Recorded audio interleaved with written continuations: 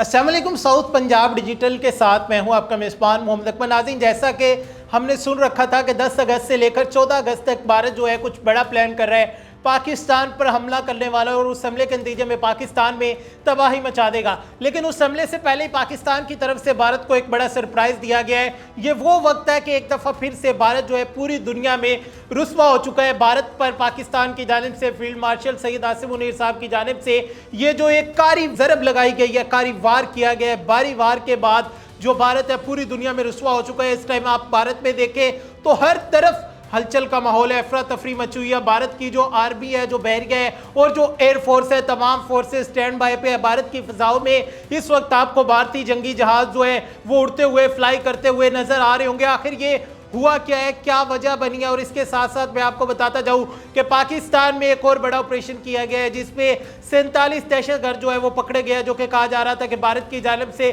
पाकिस्तान पर हमला किया जाएगा। तो वो 47 दहशतगर्द जो कि पाकिस्तान में घुसे थे उन्हें जहन्नुम हासिल कर दिया गया है और एक दहशतगर्द को जिंदा पकड़ लिया गया है। जोब के मुकाम पर यह दहशतगर्द जो है पकड़े गए हैं। इनके पास से भारी मिकदार में असला और बारूदी मवाद जो है वो बरामद किया गया है। ये वही दहशतगर्द है, कहा जा रहा है कि ये वही प्लानिंग है। सोर्स बताते हैं कि जिन्होंने भारत से आए हैं और आकर पाकिस्तान के मुख्तलिफ शहरों में जाकर हमले करने थे, बॉम्ब ब्लास्ट करने थे, तो सिक्योरिटी फोर्सेज की जानिब से कार्रवाई करते हुए इन्हें पहले पकड़ लिया गया और पकड़कर इन्हें जहन्नुम हासिल कर दिया गया। एक दहशतगर्द जो है हमारी फोर्सेज की हिरासत में है, उससे इन्वेस्टिगेशन की जा रही है। मजीद उस हवाले से जो इन्फॉर्मेशन आएगी वो आपके साथ शेयर करेंगे। पाकिस्तान से जुड़ी हुई और एक और न्यूज आपके साथ शेयर करता चलूं कि 14 अगस्त के हवाले से कहा जा रहा था कि अहम अपडेट है। तो इमरान खान नियाजी पीटीआई की जानिब से आप जानते हैं कि कोई भी बड़ा इवेंट होता है तो पाकिस्तान तहरीक इंसाफ अपना एहतजाज का ऐलान करती है, एहतजाज लॉन्च करती है, क्योंकि उनका कहना है कि अगर अवाम निकलेगी तो ही खान निकलेगा।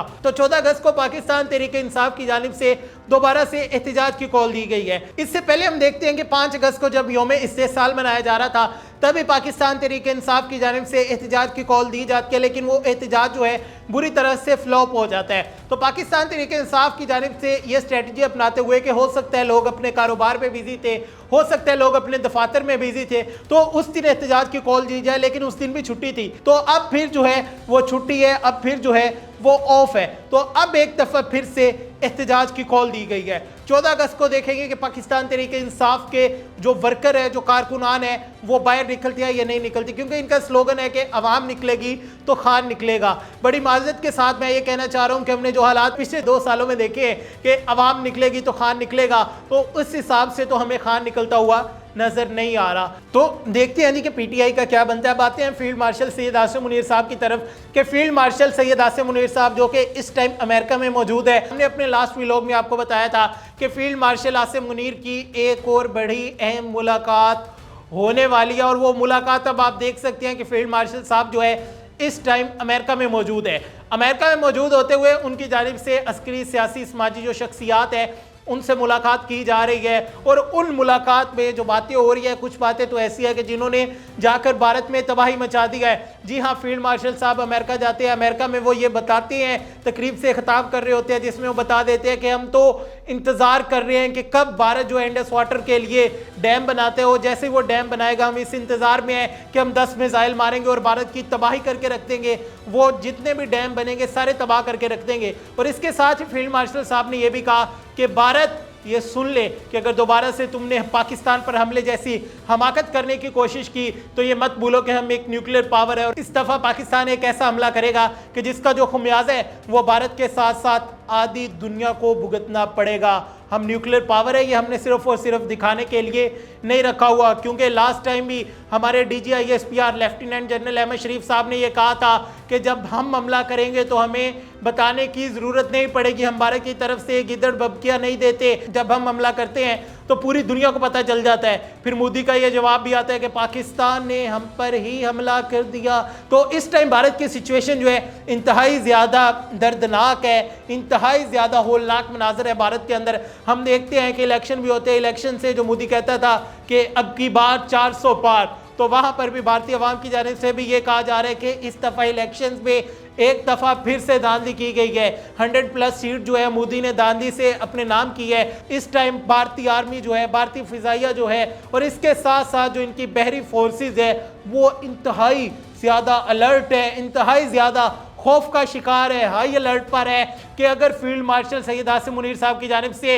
ये स्टेटमेंट दी गई है, ये वही आर्मी चीफ है जिसने अभी कुछ माह पहले भारत को मार्का हक में जब मुंह तोड़ जवाब दिया, जब भारत ने रात की तारीकी में पाकिस्तान पर हमला किया तो किस तरह हमारे फील्ड मार्शल साहब ने सुबह तुलुए फजर के बाद हमला किया, और हमले की जो गूंज थी वो फिर सारी दुनिया में सुनाई दी कि किस तरह जब मुस्लिम हमला करते हैं, एक मुसलमान, सच्चा मुसलमान जो है, और हमारे फील्ड मार्शल सैयद हाफिज आसिम मुनीर साहब जिसके सीने में मेरे रब का कुरान है और उस कुरान की ताकत है, जब उन्होंने दिन में हमला किया तो उस हमले की गूंज जो थी सारी दुनिया ने देखी। ये वही हमला था जिसके बाद भारत की सफारतकारी जो थी बिल्कुल तबाह बर्बाद होकर रह गई। तो अब इसी डर की वजह से दोबारा के उसी फील्ड मार्शल ने, उसी आर्मी चीफ ने, उसी बहादुर माँ के बहादुर बेटे ने जब ये स्टेटमेंट दी है तो भारत की तमाम फोर्सेस जो है हाई अलर्ट पर हो चुकी है। भारत के जो सेनेट है, भारत का जो हाउस है, जो असेंबली है, वो इस वक्त काम कर रही है, वहाँ पर मीटिंग्स हो रही है, कैबिनेट बैठ रही है कि अब हम क्या करें। हम तो गीदड़ बब्कियाँ मार रहे थे कि हम पाकिस्तान पर हमला करने वाले हैं,